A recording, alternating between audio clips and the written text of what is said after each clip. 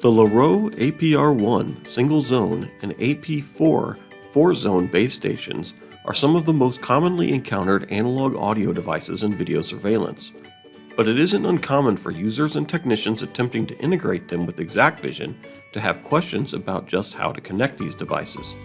In this video, we'll review how to integrate one of these devices with an ExacqVision hybrid system. On the back of our ExacqVision hybrid server, we find multiple analog audio input terminals next to the terminals for trigger inputs and alarm outputs, numbered by input channel. This means you may connect multiple analog audio channels to listen to or record each separately. It's important to note that these are line-level audio inputs. Looking at the back of a Louroe base station, you will see that there are terminal inputs to connect your microphone to the base station, and RCA-style jacks for input and output. Begin by connecting your microphone to the mic input terminals. In this example, we have a Louroe Verifact A microphone and requires 12-volt DC power, which the base station supplies. The terminals on the microphone and base station are marked A, B, and C.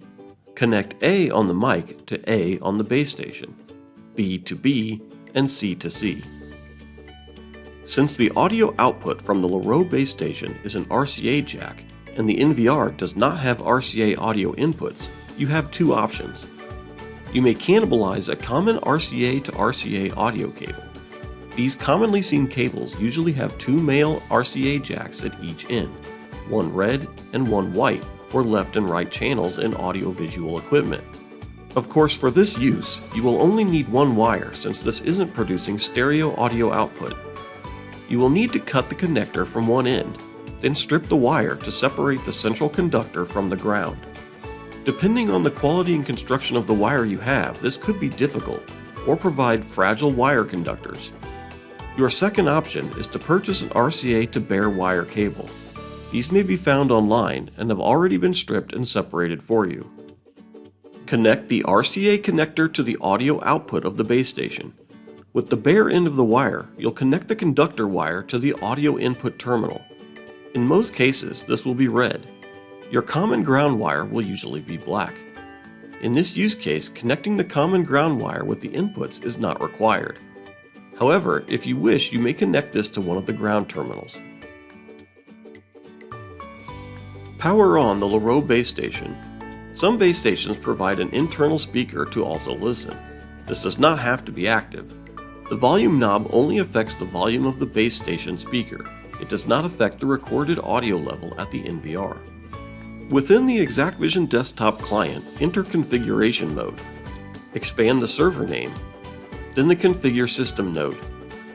The analog audio inputs and outputs are nested under the analog board, in this case, a TDVR board. From the list of audio channels, locate the one you connected the wire to and check to enable it. You may wish to also provide a descriptive name so you can identify it later.